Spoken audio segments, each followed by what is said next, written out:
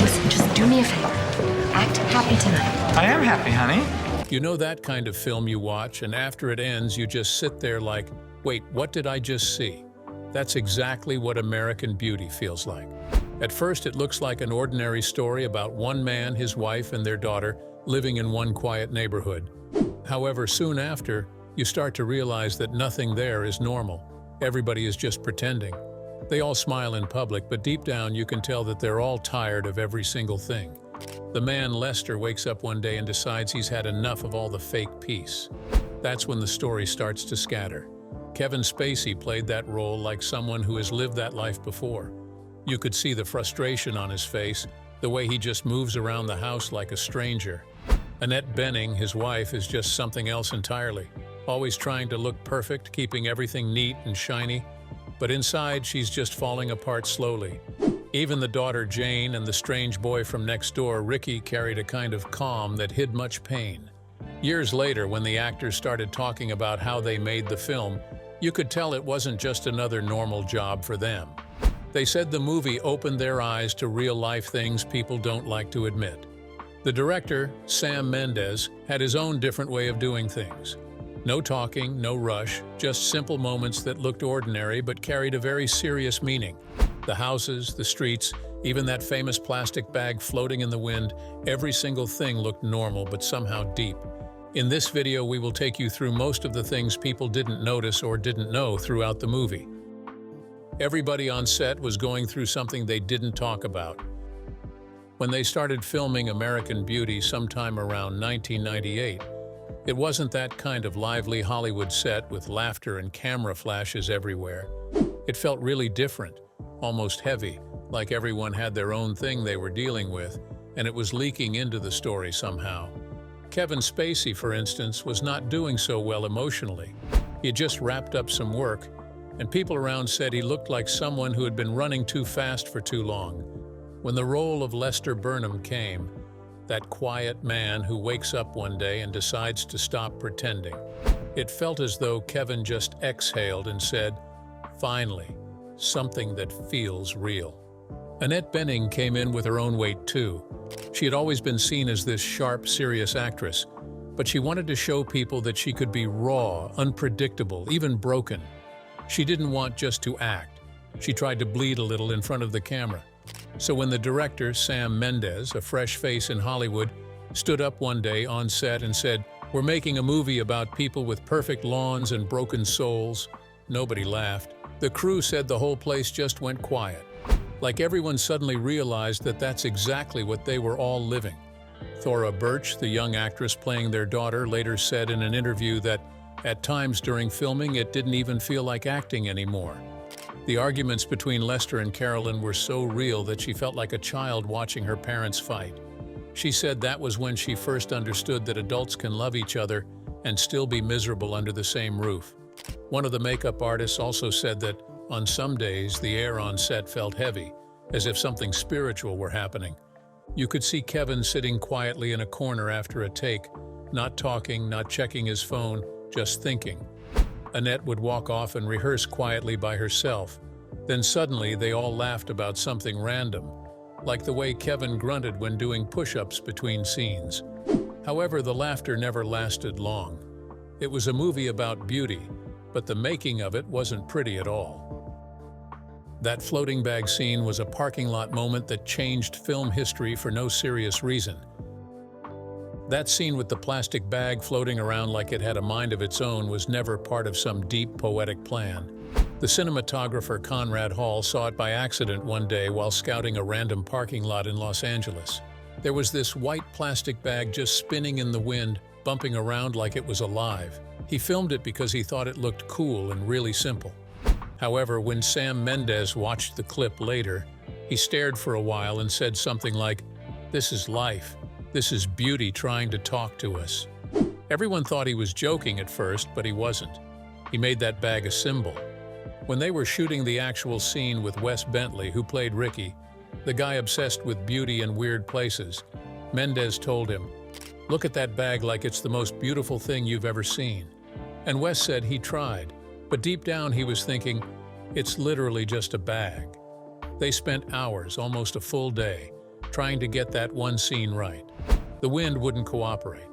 The bag kept flying away or dropping too soon. They brought out fans and leaf blowers like they were performing surgery on air.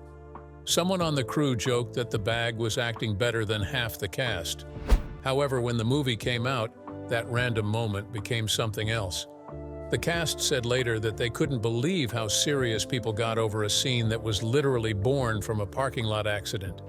Wes Bentley said he started laughing when he first read people's interpretations because he knew the truth was just a bag of dancing on camera, but it somehow became the soul of the movie. Kevin Spacey was Lester Burnham. People close to the set said you could feel that Kevin Spacey was living through something, and this movie became his way of saying what he couldn't say out loud. Playing Lester wasn't hard for him. It was almost like he'd been preparing for that role all his life without even realizing it. He was tired, quietly frustrated, and just done with the fake Hollywood noise. So when he had to play this guy who suddenly snaps and starts chasing freedom, he didn't have to reach far. During the shoot, Kevin sometimes zoned out after takes. The crew joked around, but he just stared into space like Lester had crawled into his head.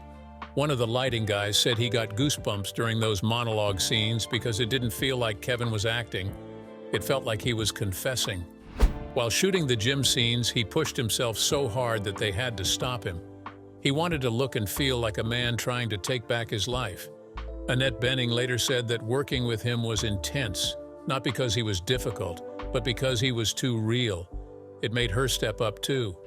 When the film came out and Kevin won the Oscar for Best Actor, he said in an interview that the role was both healing and haunting. "I didn't play Lester," he said, "Lester played me." It made sense because there was something about that man's rebellion that felt like a mirror for everyone. The ending was confusing. That peaceful ending we all know, with Lester's voice calmly narrating from somewhere after death, wasn't the original plan at all. The first version of the movie actually ended in chaos. Ricky and Jane were supposed to get blamed for Lester's death, and there were whole courtroom scenes showing their trial. They filmed all that. Cameras, witnesses, the works. However, when they tested it with audiences, people hated it. They said it ruined everything, made the movie cruel and pointless. Sam Mendes went home discouraged, sat for nights thinking about it, and decided to change it completely. He threw out the courtroom idea and wrote the voiceover ending that we now know. When they filmed it, the set went completely still. Kevin lay there as Lester, and everyone just stood quietly. Annette cried behind the camera. Thora Birch said it felt like something real had ended. Mendes later said it was one of those moments that felt almost spiritual, like everyone understood what the movie was truly about, not death or a midlife crisis, but waking up before it's too late. When the movie came out in 1999, it swept the Oscars: Best Picture, Best Actor, Best Director, the whole thing. The funny part was that even after all that, most of the cast said they still didn't fully understand the movie. Some said it was about freedom, others said it was about pretending, and Sam Mendes just shrugged and said he only wanted people to feel something. Years later, when fans still talk about American Beauty, it's not really about the fancy awards. It's about how real it felt. The lawn, the quiet dinners, the floating bag, it all looked simple, but it said something big about all of us pretending to be okay. It was messy, confusing, sad, and kind of beautiful, just like life. Thora Birch was still trying to understand herself. Thora Birch was just a teenager when they filmed American Beauty, and she later said in some of her interviews that the entire experience felt too adult, too deep for where her head was at that time. She had been doing child roles before, cute and harmless things like Hocus Pocus and commercials, and suddenly, here she was playing a girl who is angry, confused, and tired of pretending that everything's fine at home. She said it felt strange because she didn't have to imagine too hard. She could feel that same confusion in real life, too. She mentioned that sometimes she would be sitting in her trailer thinking about how weird it was to be on a set full of grown-ups acting out family dysfunctions that looked just like what many real families hide. During the filming, there were moments when she would zone out, watching Kevin Spacey and Annette Bening argue in character, but it didn't even feel like acting. She said it was like sitting at a dinner table where two adults were falling apart and nobody knew what to say. One of the funniest and strangest things she said later was about her costume. She didn't like some of the choices they made for her character. She said the clothes made her feel more exposed than she wanted, both emotionally and physically. There was even one scene where she said she felt uncomfortable because the whole world seemed to have an opinion on her body after that film came out. She said she didn't regret it, but it made her grow up faster than she expected. Looking back, she said she learned something about Hollywood, that once you give a piece of yourself to the screen, it doesn't always come back the same. Meena Suvari said her character messed with her mind for years. Meena Suvari, who played Angela, the high school girl who everyone thought was confident and seductive, said that role confused her life for a long time. She said she was only 20 then, and the attention that came after American Beauty made her question who she really was. She said she'd walk into interviews or auditions, and people already had this image of her as the pretty girl from American Beauty. It didn't matter what else she did. That role followed her everywhere. In one interview, she said she was actually nothing like Angela in real life. She was shy, unsure of herself, and scared of saying the wrong things. However, because she played that part so well, people thought she was that confident, flirtatious girl who always knew what to say. She said sometimes people would approach her and quote lines from the movie like it was a joke, and she would just smile. But deep down it felt strange because they were talking to a character, not her. She also mentioned that filming those quiet, awkward scenes with Kevin Spacey was tough, not because of him, but because she had to carry a heavy emotional tone that made her feel older than she was. After the movie, she said she didn't watch it again for years, not because she didn't like it, but because it reminded her of a time when she was still figuring out how to separate herself from what people saw on screen. She said it took her almost a decade to stop being Angela in people's eyes and start being Meena again. The cast had no idea what the movie meant until they watched it. It's funny because while American Beauty looks like a movie full of hidden meaning and big philosophy, the people who made it said they didn't really know what it was about while filming it. Sam Mendes was still new to film directing, and he just told everyone, "We're making something about real people pretending to be happy." Nobody asked deeper questions. They just showed up and acted. After the movie came out and started winning awards, everyone had to start explaining to reporters what the bag meant, what the red color symbolized, and what Lester's smile in the end was supposed to be. The funny part is, the answers kept changing. Kevin Spacey said it was about waking up to life. Annette Bening said it was about emptiness. Meena Suvari said it was about illusion. Sam Mendes just laughed and said he honestly didn't know. He just wanted people to feel something. Even years later, when the cast met again at events or interviews, they would joke about how people still argue over the movie's meaning. Some said it was about death. Others said it was about being trapped by the idea of perfection. Deep down, the truth was simple. They didn't have a grand plan. They were just a group of people telling a story that, by accident, spoke to millions.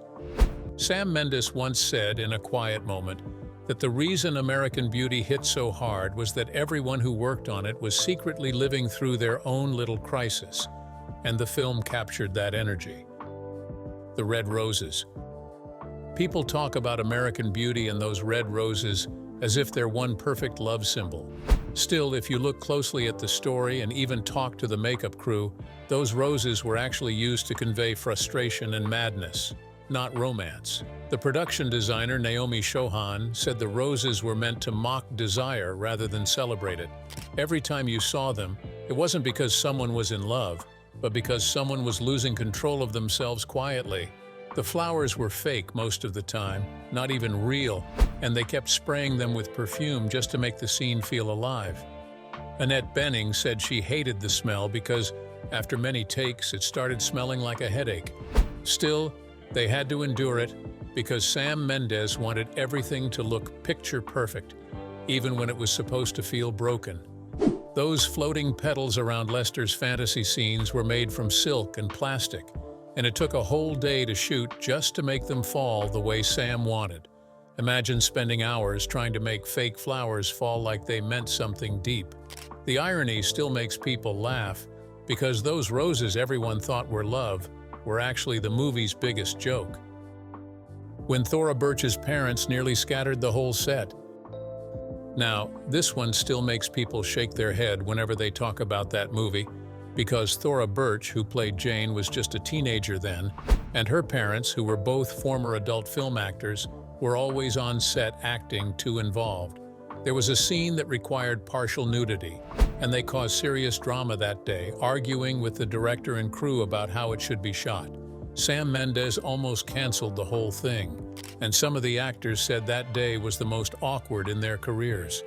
Thora said years later that it was weird growing up around that kind of protective but controlling energy, and that the scene ended up being one of the most uncomfortable ones she ever did.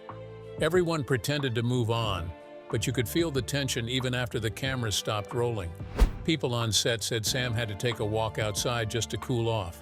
The film looked calm, but that day was chaotic. Nobody told the real story behind the neighbor's house. People always remember the Burnham house for its perfect lawns and pretty windows, but nobody talks about the neighbor's house, the one belonging to Colonel Fitz, the military guy.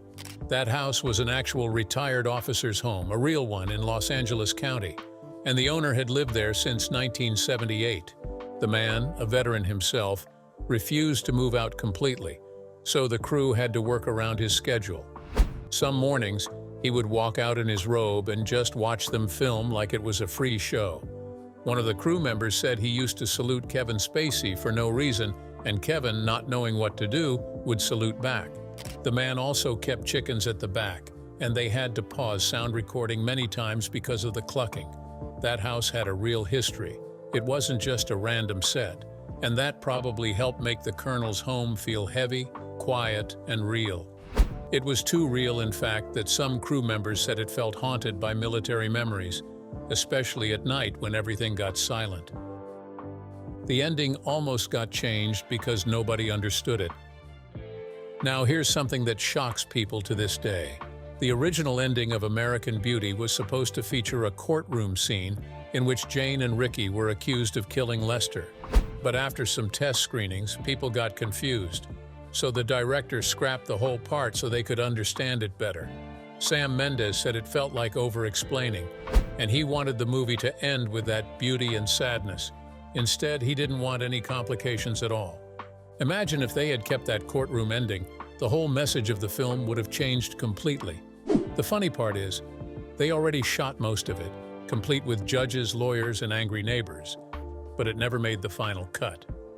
Years later, one of the editors said it was one of the hardest things to delete because the scene looked amazing, but Sam insisted that the mystery was better than the answers. That decision made the movie what it is now, that kind of story where you sit still when it ends because your head is just spinning. The unused scene is still locked somewhere in the archives, probably collecting dust, but fans still talk about it like a lost treasure. Sam Mendes didn't even believe he could direct it at first. Funny thing is, when they gave a meet Sam Mendes, he was still fresh from theater work, doing Broadway and stage plays, not those big, shiny Hollywood films. The man had never even directed a movie before, so when DreamWorks called him around 1998, he said he thought it was a mistake or a prank. They gave him a script that looked deep and twisted, and he said the only reason he agreed was that the story reminded him of people he had actually met, those smiling suburban families who look perfect outside but fight each other in whispers at dinner. Sam didn't know that this one film would blow him up to that level where he'd later direct Skyfall in 1917, but back then, he was nervous like a schoolboy. Kevin Spacey said in one interview that Sam used to pace around during shooting, biting his lips, mumbling lines to himself, and sometimes changing camera angles like a painter changing colors. That nervous energy actually made the film feel more alive because nobody on set felt relaxed. Everything was spontaneous. The man would see one thing in the script and twist it on set. One crew guy said Sam would stop shooting halfway, take a sip of tea, stare at the ceiling, and then say, "No, we'll do it differently." That kind of madness birthed one of the greatest debut films in history. The whole set smelled like real barbecue and regret. The suburban scenes in American Beauty look peaceful on screen, but people who were there said they smelled like a mix of grilled meat and frustration.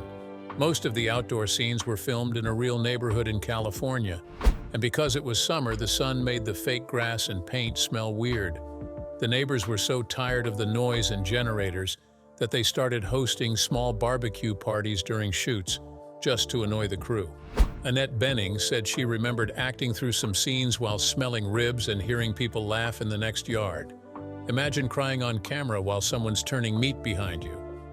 One sound engineer said they had to edit out laughter, dogs barking, and even a passing ice cream truck that refused to change route. You would think Hollywood has magic, but half of this film was survival.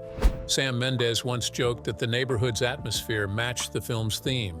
Beautiful but annoying. The funny part is that after the movie came out, those same neighbors started bragging that their lawns appeared in American Beauty and that they helped the art. Nobody told them the editors cropped their fences out. Annette Bening took her character way too seriously. Annette Bening, who played Carolyn Burnham, was so deep in character that people on set said she didn't drop her attitude even after cameras stopped rolling. She was method acting before it became cool again, staying snappy and organized, cleaning things that didn't need cleaning, and rehearsing her fake smile in mirrors like she was training for a pageant. One makeup artist said Annette used to arrange her brush kits by color, not because she had to, but because her character would have. Kevin Spacey once joked that he couldn't tell if he was talking to Annette or Carolyn because both gave the same polite irritation. The funniest part was when she brought her own vacuum cleaner from home because she said the one on set didn't feel like Carolyn. Even Sam Mendes said he got scared of her once because she corrected him on how a real estate agent would close a deal. She didn't play that role, she lived it, and by the end, everyone on set started calling her Mrs. Burnham just to avoid problems.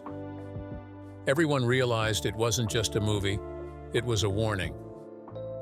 Years after the movie dropped, people started seeing it differently. Back in 1999, folks thought it was just about midlife crisis and suburban boredom. Still now, when you watch it again, it feels like a quiet warning about emptiness, pretending and trying too hard to be happy. Thora Birch said in an interview in 2012 that she didn't even understand half of what the movie was saying when she shot it. But now she watches it and feels scared by how real it became. Every character was a mirror of someone's secret pain. Every smile was fake. Every quiet dinner was a battle. Some film critics said American Beauty predicted the social media generation before it even existed, all smiles, all filters, no peace at all. The film didn't end in comfort. It ended with the realization that people lose themselves in the pursuit of perfection. Kevin Spacey said the role forced him to reflect on his life, though looking back now with all the controversies, people see that line differently. However, the truth remains the movie aged like a prophecy. Every time people rewatch it, they say it hits harder, as if it were never just entertainment, but a sermon about what happens when beauty becomes a mask. Mena Suvari almost didn't take the role because she thought it was too weird. So apparently Mena Suvari, who played Angela, almost didn't even do American Beauty because she said the script looked too strange. She was just 19, still new to all that heavy emotional stuff. And when she first read that bathtub scene with roses, she said she thought it was going to be one of those weird art projects that nobody understood. Her agent convinced her to meet Sam Mendes, and after 2 hours of talking, she said she realized it was actually about how people pretend to be grown when they're still figuring out who they are. On set, though, she was shy as anything. Thora Birch said Mena used to sit in corners, doodling in a notebook and humming songs while everyone else was setting up scenes. Kevin Spacey treated her gently, almost like a dad, because she was nervous most of the time. When the cameras rolled, she became this confident, seductive, fearless girl who could look straight at the lens and make you forget your name, that whole rose petal thing that became the movie's poster. She said later that she never felt sexy during it, just cold and confused because they kept sprinkling petals that stuck to her skin. When the crew started calling the film The Suburban Funeral, by the middle of production, everyone on set had a private nickname for American Beauty. The crew used to call it the Suburban Funeral because everything about it felt like a burial of fake happiness. They were filming in those two perfect Californian neighborhoods with their green lawns and white fences, and after a while, people started getting weirdly depressed. The assistant director said they used to play loud pop songs during lunch breaks just to break the silence. Sam Mendes didn't like too much noise, so he kept things quiet and slow. One sound guy said it felt like the movie was sucking the joy out of the air in the most beautiful way possible. It wasn't sadness, just a kind of stillness, as if everyone were reflecting on their own lives while pretending to work. By the last week, people were exhausted but also proud, knowing it was something special.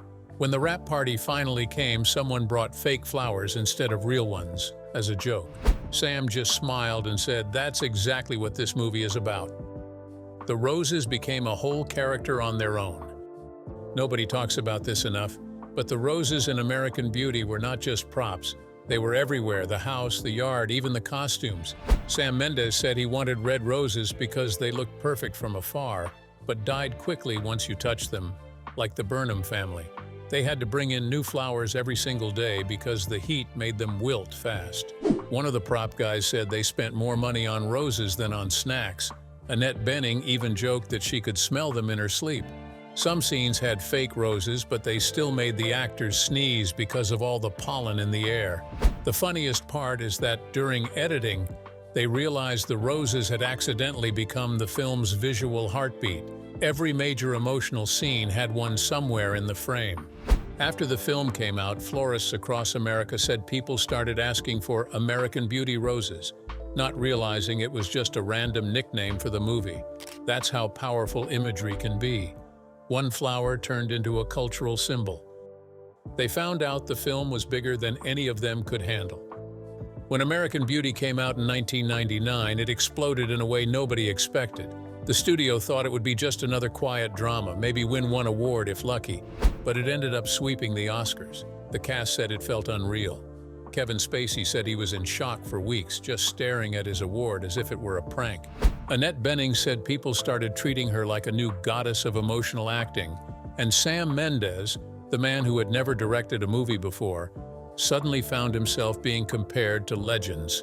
The crew said they couldn't believe that their small, quiet film about a sad suburban man had become the biggest story in Hollywood. However, fame came with its own kind of weirdness. Reporters wanted to know every secret. Fans started analyzing every shot as if it were scripture, and even the simplest scenes became fodder for internet theories. Mina Suvari said she once walked into a cafe and heard people arguing about the plastic bag scene. One guy saying it was about life after death, another swearing it was about depression. She just sat there sipping coffee, laughing to herself because she knew it was literally just a random bag in the wind. That's when they all realized the film had escaped them. It had taken on a life of its own. It was no longer theirs. It belonged to the people watching, interpreting, arguing, and feeling. That's how American Beauty became what it is to this day. Kelvin claimed his action was just to build trust, while it wasn't. During the making of American Beauty, something strange happened that most people didn't even hear about until Mina Suvari herself talked about it many years later.